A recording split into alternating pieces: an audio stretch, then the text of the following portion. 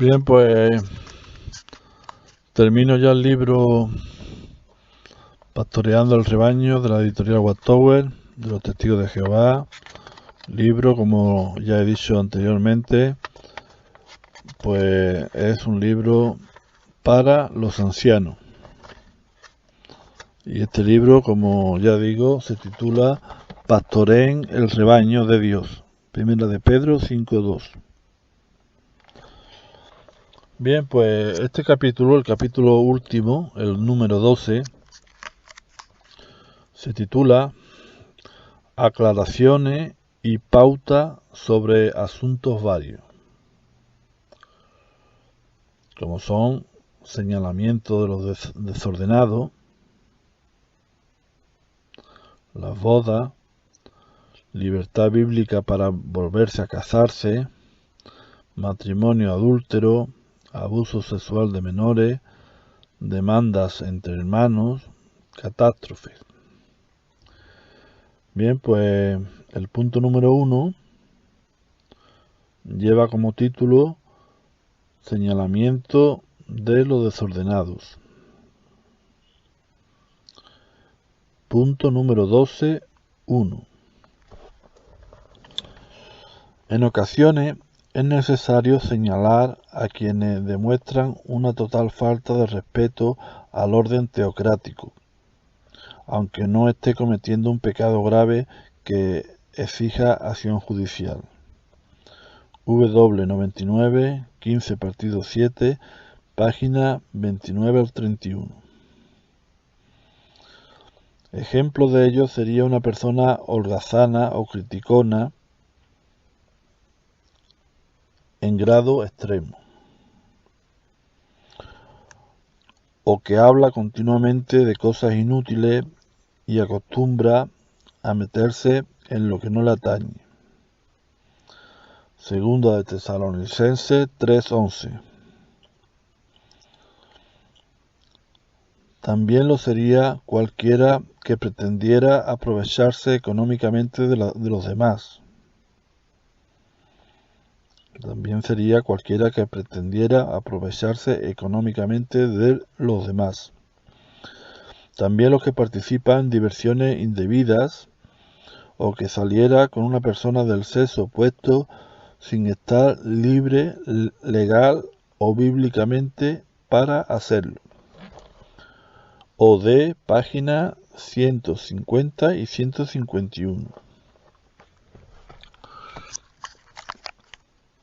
Bien, pues el punto número 2, 12.2, dice: si la conducta desordenada de la persona no es de conocimiento público, si la conducta desordenada de la persona no es de conocimiento público, ni encierra un peligro para la espiritualidad de otros, es mejor exhortarla y aconsejarla. Los ancianos no deben apresurarse a pronunciar un discurso de advertencia a la congregación. Ahora bien, si la persona no ve su error y sigue ejerciendo una influencia malsana, será oportuno dar un dicho discurso con relación al tema.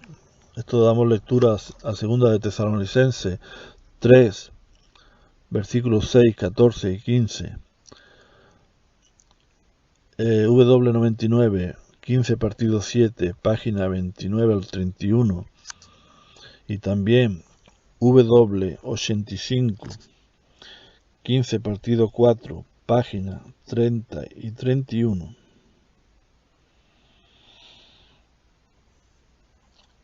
Bien, pues hay dos puntos, por ejemplo,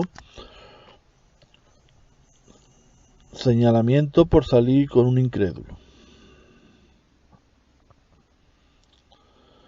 Antes que nada, los ancianos deben aconsejar y tratar de ayudar al desordenado. No obstante, si éste persiste de una manera que provoque malestar en la congregación y pueda contagiar a otros, los ancianos tal vez consideren justificado pronunciar un discurso de advertencia. Segunda de Corintios 6:14, segunda de Tesalonicenses 3:11 y versículo 14 también. Y por último, W99, 15 partido 7, página 31. Esto estamos tratando sobre la persona que sale con un incrédulo. Bien, el punto siguiente dice, puede ocurrir que alguien no esté saliendo con un incrédulo en el sentido estricto de la palabra, sino con un publicador no bautizado. En estos casos, y dependiendo de factores como las circunstancias, la actitud del cristiano y la perturbación que se haya producido en la congregación, quizás sea innecesario dar un discurso de advertencia. Aun así, si el cristiano tiene la intención de casarse con alguien no bautizado, estará desobedeciendo el consejo de la Biblia recogido en 1 de Corintios 7:39, de casarse solo en el Señor, y deberá aconsejársele con amor.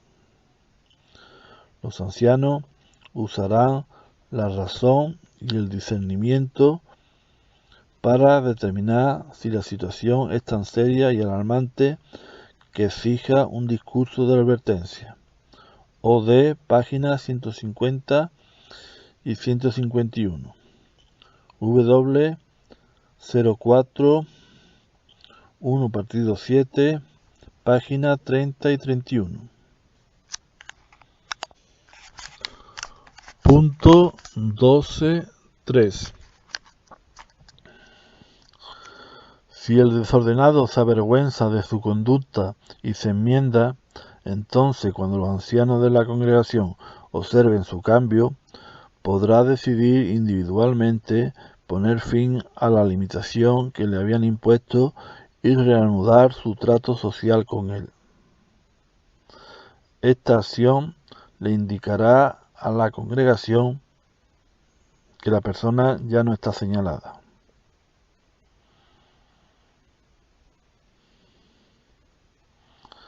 Bien, pues cuando los ancianos de la congregación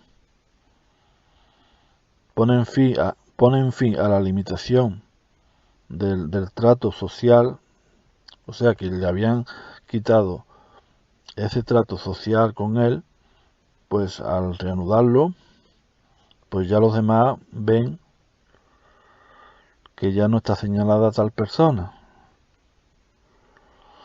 Bien, pues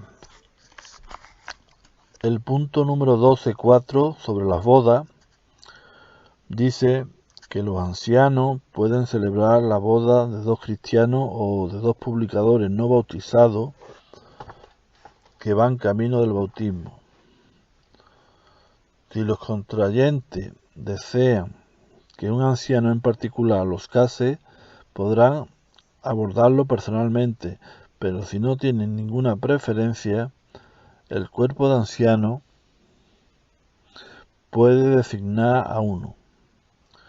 El anciano que oficie una boda debe contar con el permiso de las autoridades correspondientes. Si no está jurídicamente habilitado para tomarle los votos a los novios, se limitará a pronunciar el discurso y otro anciano que sí lo esté, le tomará al final los votos. Este último será quien llene los documentos necesarios. La decisión de pronunciar un discurso de boda o tomar los votos a los novios se deben tomar a conciencia. W97, 15 partido 4, página 24. W84, 15 partido 4, página 13 y 14. Los ancianos no deben oficiar el matrimonio de una pareja que no se tome en serio las actividades de los testigos de Jehová. Tampoco deben involucrarse directa o indirectamente en la boda de una persona bautizada con una no bautizada, desasociada o expulsada. 1 Corintios 5:11 y también 1 Corintios 7:39. Por tanto, en estos puntos, los ancianos no deben oficiar el matrimonio, tanto de pareja, que no se tomen en serio las actividades de los testigos de Jehová, los que directa o indirectamente no se involucren,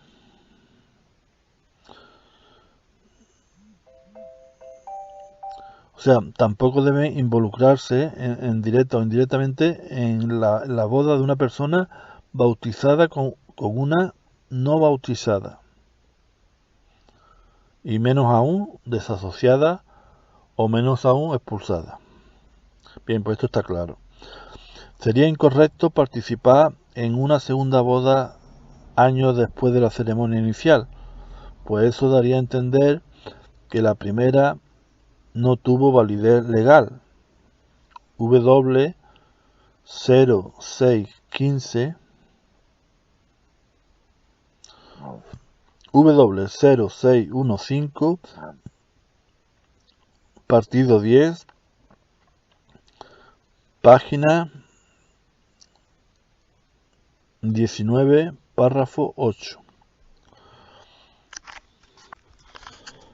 Punto 12.5. Antes de comprometerse a oficiar la boda, el anciano debe entrevistarse con los novios y preguntarle sobre su conducta durante el noviazgo, haciéndolo con delicadeza pero sin rodeos.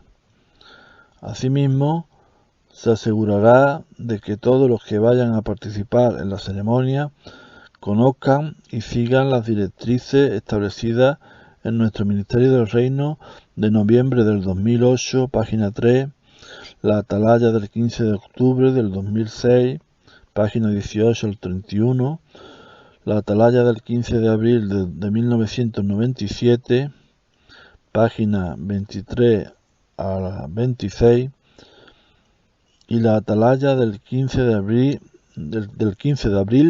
de 1984, página 11 a 15. Si sale a relucir que los novios han cometido algún acto de inmoralidad sexual que exija la intervención de un comité judicial, no podrá utilizar el Salón del Reino. Si ninguno es expulsado, pues quedará a discreción del anciano el celebrar la boda en otro lugar.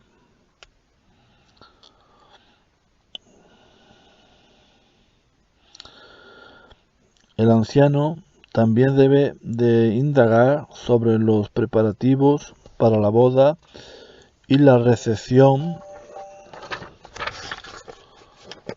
y de ser preciso hacer recordatorio bondadoso a los contrayentes para que se mantengan dentro de lo razonable. Sin embargo, no debe olvidar que lo que ellos opten por hacer es un asunto personal, siempre y cuando no esté en contradicción con las Escrituras. Filipenses 4:5, W84, 15 partido 4, página 11 y 12. El anciano debe también cerciorarse de que los novios estén legal y bíblicamente libres para casarse.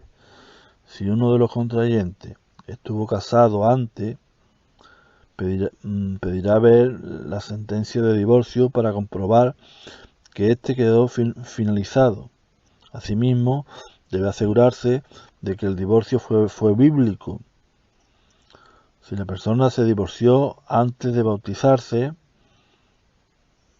pues el anciano no debe dar por sentado que está libre bíblicamente para casarse, pues el bautismo no disuelve el vínculo marital anterior. El bautismo no disuelve el vínculo marital anterior. Si el novio o la novia pertenece a otra congregación, hablará o escribirá a los ancianos de allí para confirmar que goza de buena reputación y que está bíblicamente libre para casarse, etc. Bien, pues paso al punto número 12.6.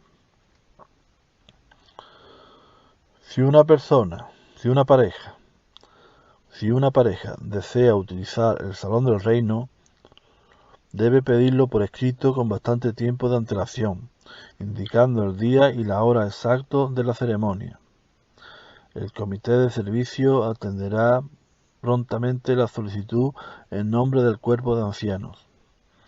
Aunque no es un requisito que todos los integrantes del cortejo nupcial estén bautizados, no se debe incluir a nadie que lleve una vida diametralmente contraria a los principios bíblicos.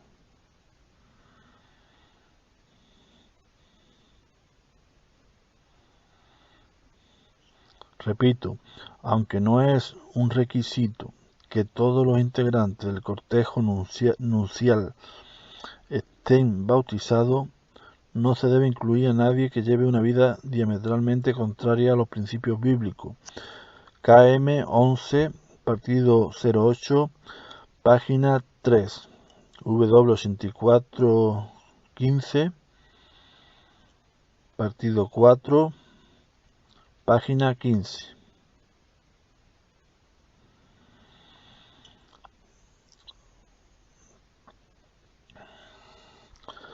La decoración del salón del reino o la disposición de la silla están sujetas a aprobación.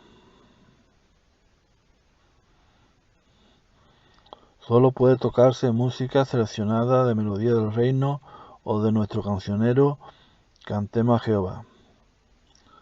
Los ancianos pueden permitir que haya un ensayo en el Salón del Reino, mientras no obstaculice otras actividades de la congregación.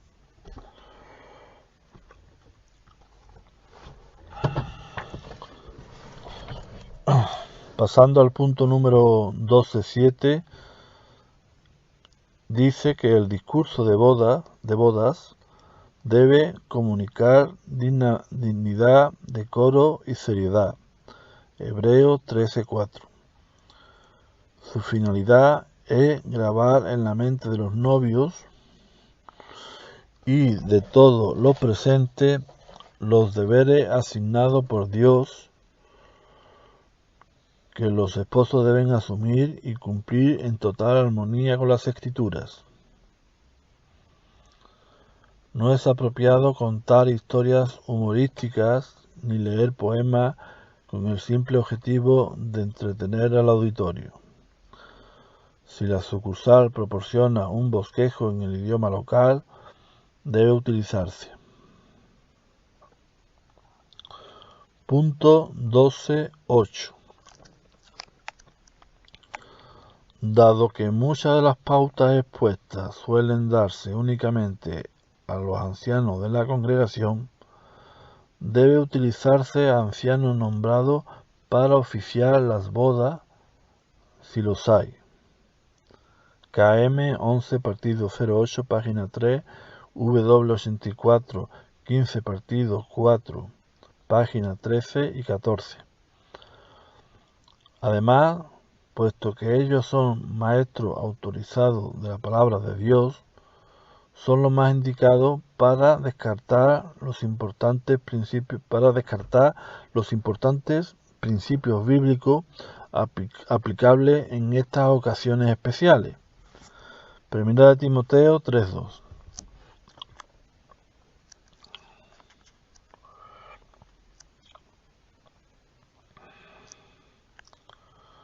El punto 12.9 lleva como título Libertad bíblica para volver a casarse. Dice lo siguiente: los ancianos deben ejercer particular cuidado a la hora de indicar si una persona está libre bíblicamente para casarse otra vez y deben consultar con la sucursal en caso de duda. Esto es así especialmente porque las decisiones que un individuo tome al respecto no solo afectará su relación con el cónyuge, sino también con Jehová, ya que esto coloca una gran carga de responsabilidad sobre sus hombros. Los ancianos deben ser prudentes al aconsejar, sobre todo si la cuestión no está muy clara.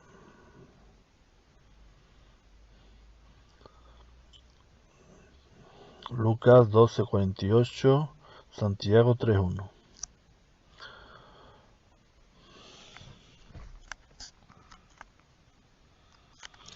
El punto número 12.10 dice: para que alguien quede bíblicamente libre para volverse a casar, tiene que darse 3 condiciones.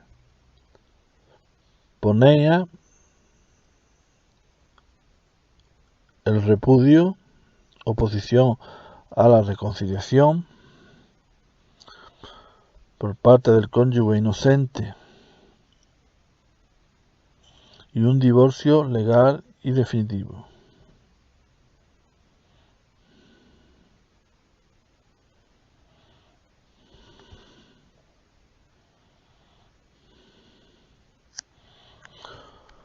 Punto 12.11. Si a un anciano lo aborda un cristiano dedicado que acusa de adulterio a su cónyuge creyente y que desea establecer su libertad para divorciarse y contraer nuevo matrimonio, deberá elevarse el asunto al cuerpo de ancianos. El acusador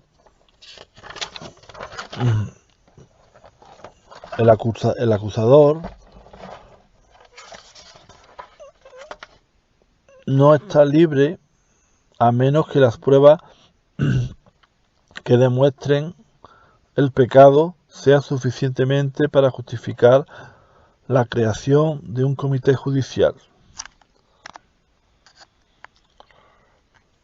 Si hay pruebas suficientes para justificar la creación de un comité judicial, pues se da lectura de Deuteronomio 19:15 y Juan 8:17.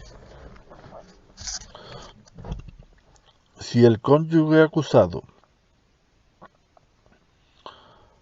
asiste a otra congregación, deben remitir las pruebas a los ancianos correspondientes para que las analice y emita su juicio. Se debe advertir al publicador que no se puede considerarse bíblicamente libre hasta que los ancianos no hayan investigado el asunto y establecido la culpabilidad.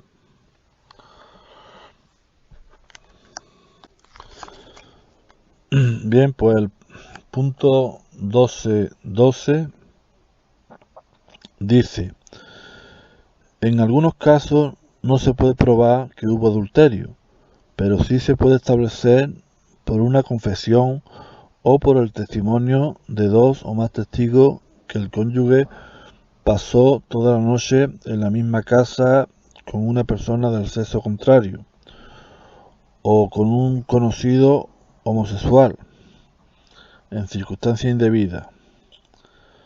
Los ancianos deberán evaluar muy bien la situación. ¿Estuvieron los implicados juntos toda la noche? ¿Se puede calificar de indebida la circunstancia? Por ejemplo, ¿estuvieron solos? ¿Hay pruebas de que mantienen una relación romántica? ¿Dónde durmió cada uno? Aun si no se estableciera el adulterio, tal vez se determine que el cristiano durmió en circunstancias que atenta contra la moral. Pues bien, aunque los ancianos no pueden decirle al cónyuge inocente que está libre para casarse debido a que el adulterio no quedó demostrado, dada la circunstancia, si él está convencido de que sí ocurrió, puede dejarle asumir la responsabilidad ante Jehová de obtener un divorcio bíblico. Si volviera a contraer matrimonio, no se emprendería acción judicial contra él.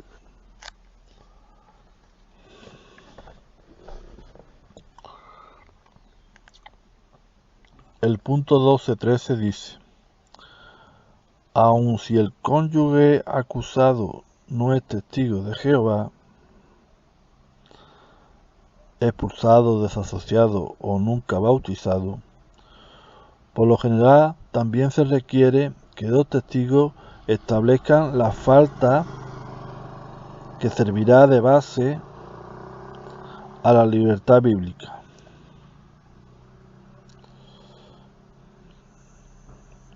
Vamos a ver, si el cónyuge acusado no es testigo de Jehová, por lo general también se requiere que dos testigos establezcan la falta, que servirá de base a la libertad bíblica. Una excepción sería si el no creyente lo hace en privado al cónyuge cristiano, si le hace al cónyuge cristiano, el no creyente le hace una confesión inequívoca de adulterio. En este caso, si el cónyuge inocente cree que la confesión es veraz y no desea reconciliarse, pues puede presentar una carta a los ancianos en la que describa su situación. El cuerpo de ancianos analizará entonces la carta. ¿Existe alguna razón conocida para dudar que el cónyuge no creyente haya sido inmoral? Por ejemplo, ¿hizo su confesión en términos ambiguos? ¿Negó posteriormente haber confesado? Si la situación es oscura y el no creyente está dispuesto a hablar con los ancianos, estos podrán optar por preguntarle a él directamente.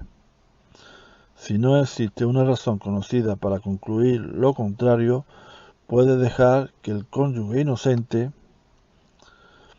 cargue con la responsabilidad ante Jehová de obtener un divorcio bíblico. Si volviera a contraer matrimonio, no se emprendería acción judicial contra él. Esto está en W78, páginas 31 y 32.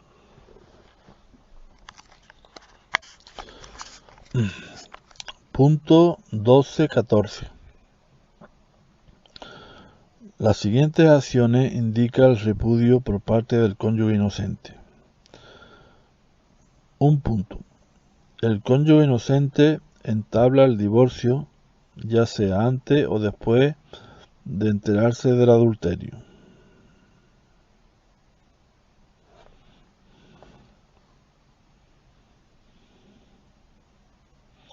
El cónyuge inocente firma una sentencia de divorcio indicando que no objeta al divorcio solicitado por el cónyuge culpable, ya sea antes o después de enterarse del adulterio.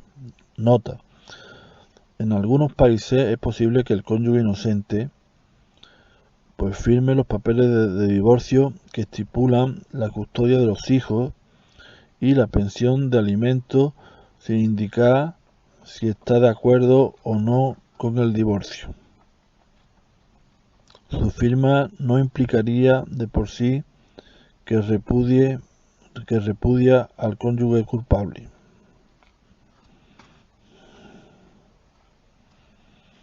W0015, partido 12, página 28 y 29.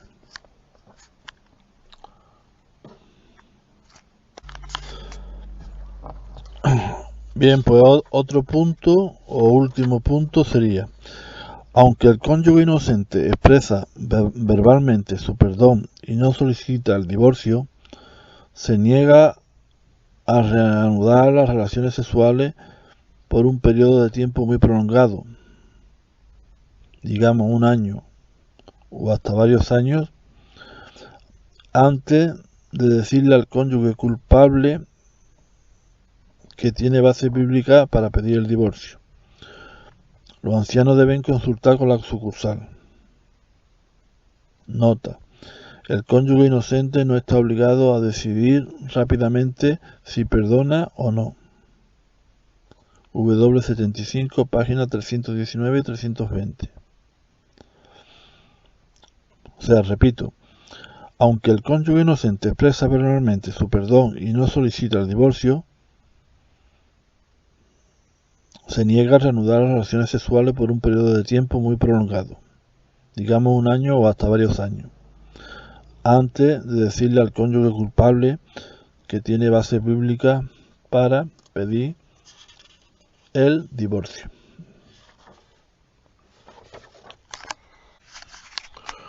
Pues bien, paso ahora al punto número 12.15, que lleva como título Matrimonio adúltero. Y dice lo siguiente: si una persona divorciada se casa otra vez sin estar bíblicamente libre para hacerlo, en otras palabras, si no ha habido adulterio y repudio por parte del cónyuge inocente,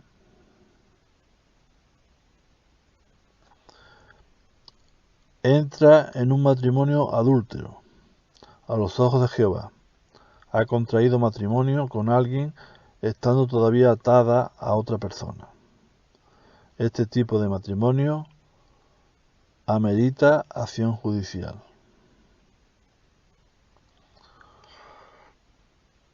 Punto 12.16. Si con el tiempo el expulsado fuera readmitido, los ancianos ejercitarían mucha cautela a la hora de concederle privilegios especiales.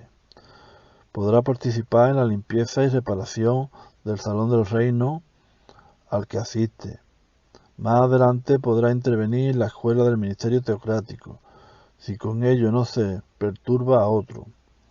Sin embargo, no se le pedirá que ayude con las publicaciones, las cuentas, las revistas, los acomodadores u otros privilegios similares durante todo el tiempo que el excónyuge inocente esté vivo.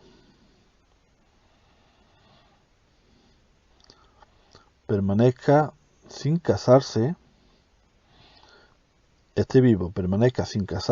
y no se haga culpable de porneia. W83, 15, partido 7, página 29.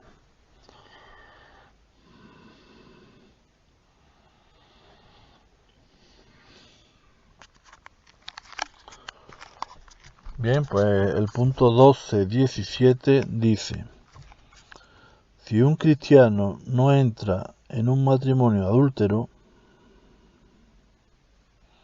pero sí trama el adulterio para poner fin a su matrimonio o presiona al cónyuge inocente para que lo repudie y acepte luego el divorcio, trata traidoramente a su cónyuge.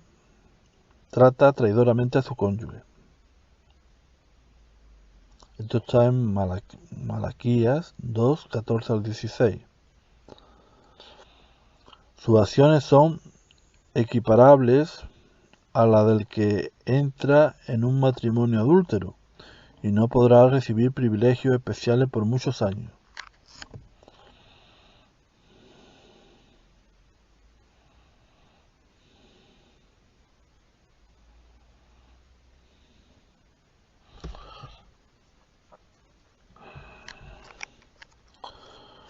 Punto número 12.18.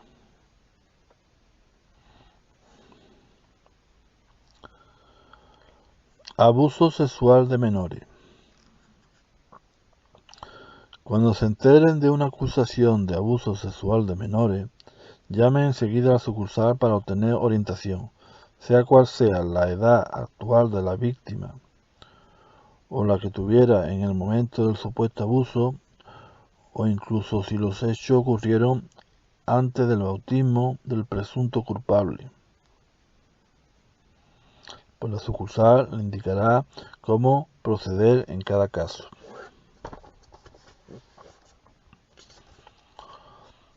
Punto 12.19. El abuso sexual de menores es un delito. Nunca le insinúen a una persona que no debe denunciar ante la policía u otras autoridades un caso de abuso sexual infantil. Si le preguntan, digan claramente que él da parte o no a las autoridades. O sea, si le preguntan, digan claramente que él da parte o no, que él da parte o no a las autoridades es un asunto personal y que la congregación no impondrá sanciones cualquiera que sea la decisión. Los ancianos no criticarán a nadie por denunciar tal delito. Si la víctima quiere hacerlo, está en todo su derecho. Gálatas 6:5.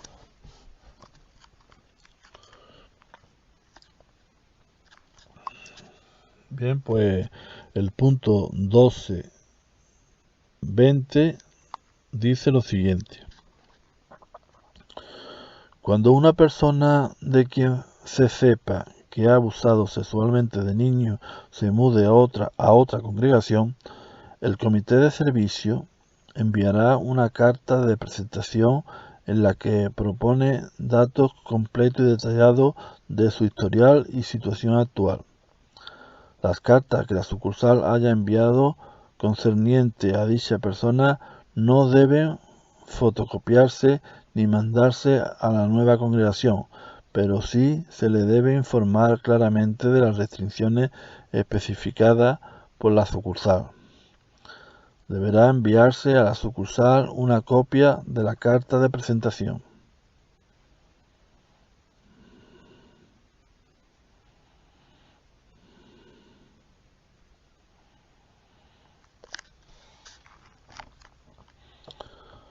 Punto 12.21.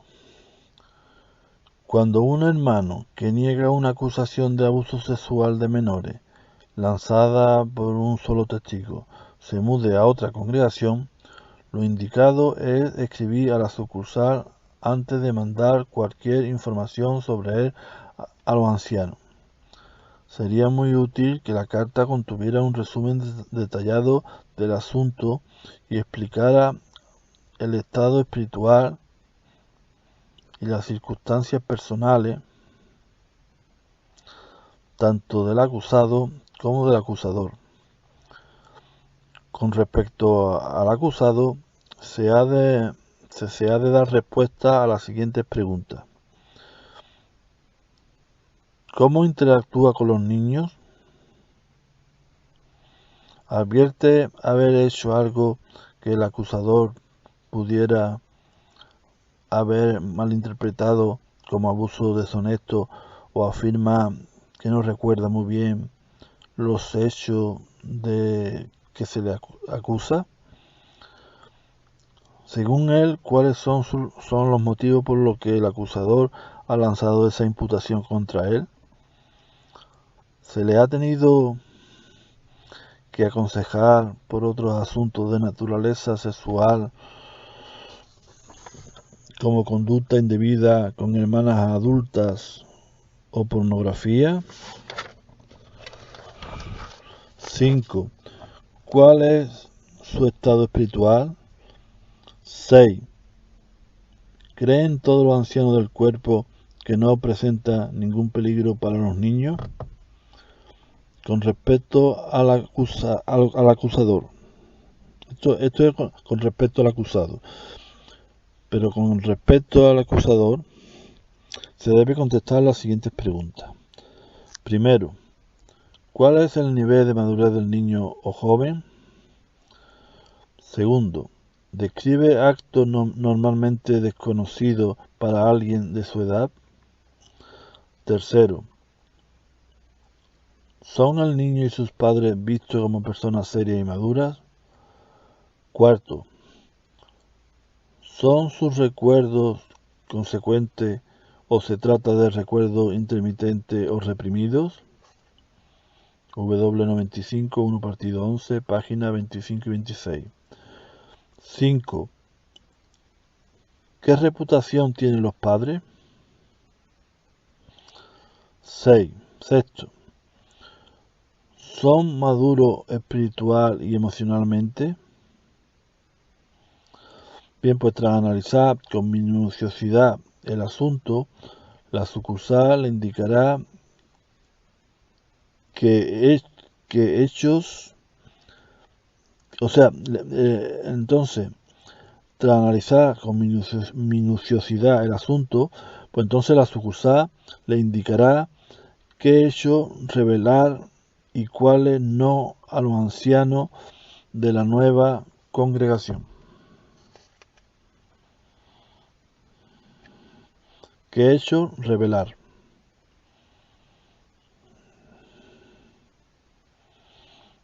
A la nueva congregación donde esta persona acusada cuando evidentemente no suele haber testigos oculares, ni uno, ni dos, ni nada, solamente mi palabra contra la tuya. Bien, pues el punto número 22 lleva como título Demanda entre hermanos. Punto 12.22. En 1 Corintios 6, del 1 al 8, el apóstol Pablo aconsejó con firmeza a los cristianos que no se llevaran unos a otros ante los tribunales de este mundo para solucionar conflictos personales que deberían resolverse con la ayuda de los ancianos de la congregación. W97, 15 partido 3, página 21 y 22, W86, 15 partido 11, página 20, G83, 22 partido 8, de página 20 al 22, W74, 15 partido 5, página 317 y 318. Esto quiere decir que no se debería, que había que solucionar con los ancianos los asuntos entre hermanos. Bien, hay dos puntos, uno de ellos dice, si un hermano desatiende el consejo de la palabra de Dios sobre el particular, sus privilegios en la congregación pudieran verse afectados.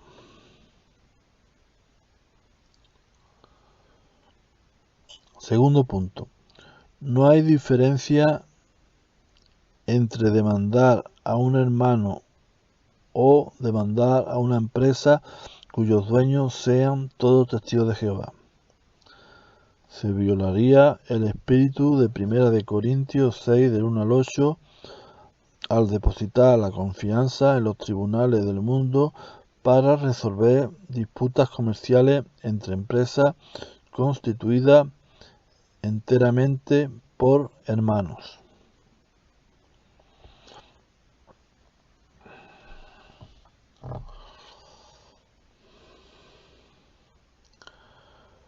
Paso ahora al punto 12.23.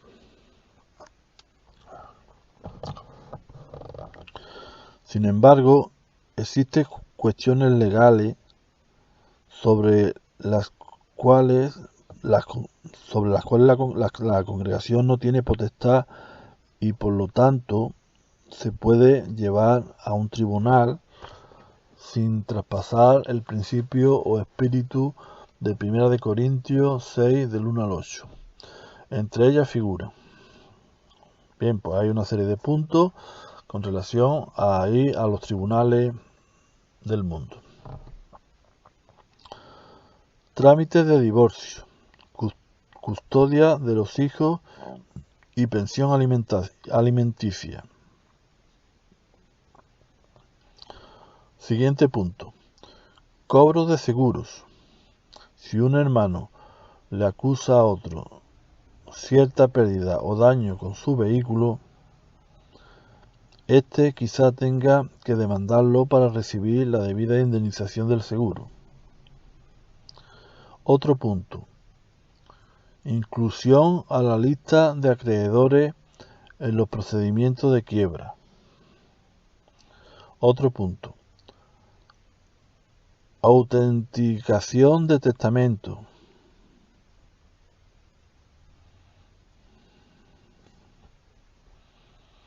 Otro punto.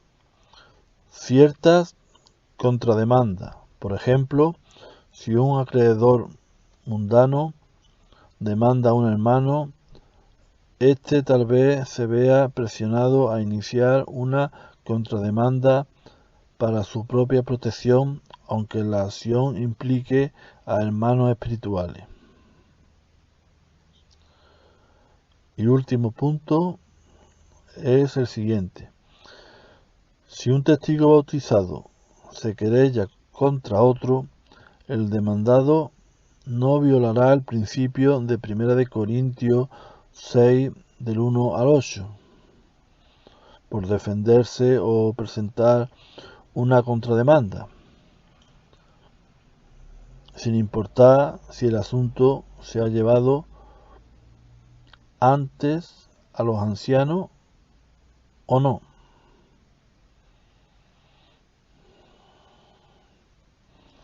Por tanto, el demandado, uno de los dos que son hermanos, el demandado no violará el principio de 1 Corintios 6 del 1 al 8. No lo violará, sin importar si el asunto se ha llevado ante los ancianos o no. Bien, pues el punto 12.24 lleva como título ¿qué hacer ante una catástrofe? Bien, pues dice lo siguiente. Cuando la congregación se ve afectada por una catástrofe, los ancianos han de auxiliar a los publicadores de las siguientes maneras.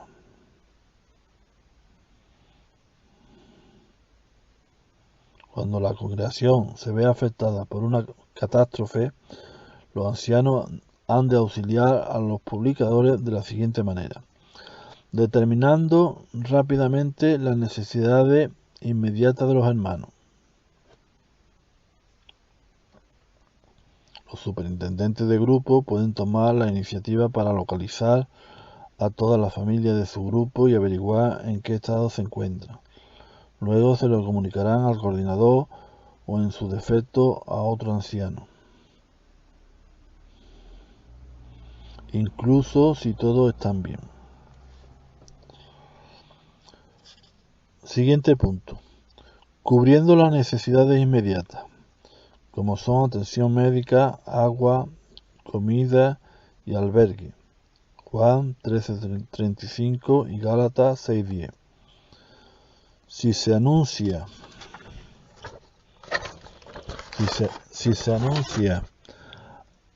antelación una catástrofe, como sucede en el caso de grandes tormentas, los ancianos deben asegurarse de que todos los hermanos estén en un lugar seguro y, si el tiempo lo permite, obtener y repartir los suministros necesarios.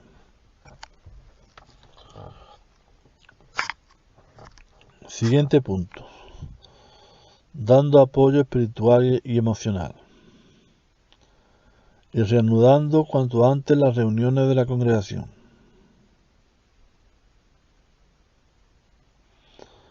KM1 partido 07 página 4, G96 22 partido 6 página 17. Siguiente punto. Aparte de las necesidades físicas inmediatas de los hermanos, ¿hay daño a la propiedad? ¿Sufrieron el salón del reino y las viviendas daños de consideración o solo daños menores? Daño de consideración sería, por ejemplo, un techo destruido o vivienda inundada. Daños menores serían tejas arrancadas, ventanas rotas, etc. Para recopilar toda la información necesaria, los ancianos de la zona pueden colaborar en la elaboración de los daños. Una vez recabados los datos, el coordinador u otro anciano puede informar al superintendente de circuito de los daños y el estado de salud de los hermanos de la congregación. Otro punto.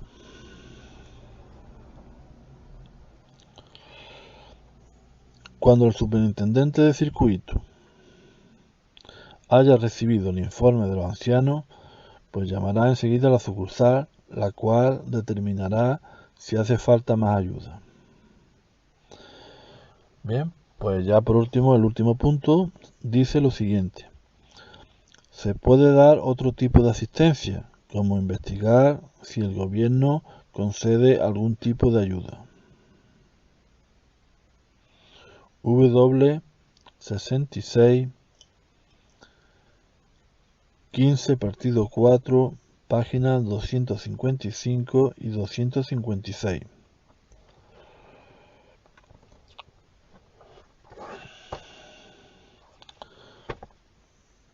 Punto 12.25.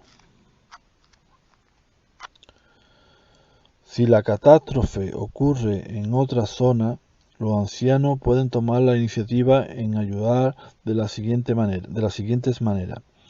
Orando por los hermanos, 2 Corintios 1 del 8 al 11.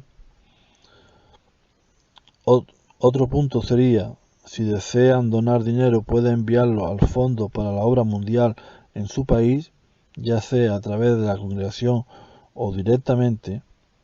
De este modo, el esclavo fiel y discreto, siguiendo los procedimientos establecidos por el cuerpo gobernante, podrá atender las necesidades de la hermandad mundial de una forma ordenada. Mateo 24 del 45 al 47, 1 Corintios 14, versículo 33 y 40, KM1, partido 05, sección de preguntas. Otro punto.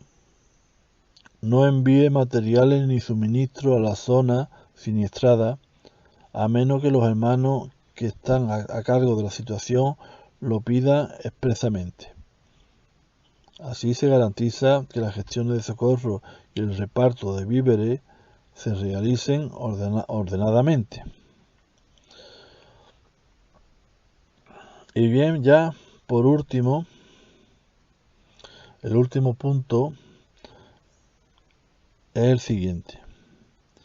No llamen a la sucursal con el solo fin de pedir información, pues ellos podrían saturar las líneas de telefónica que se necesitan para recibir las llamadas procedentes de la zona de la zona del desastre.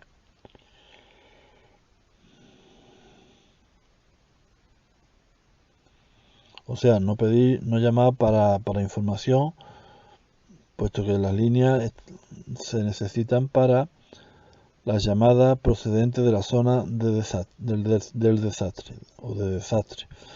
Bien, pues ya paso ya al último punto, que es el punto 12.26, y dice lo siguiente. Después de la catástrofe, los publicadores pueden aprovechar las oportunidades para dar consuelo espiritual a otro y en la medida de lo posible brindar ayuda práctica. Esto exige tiempo y esfuerzo. No obstante,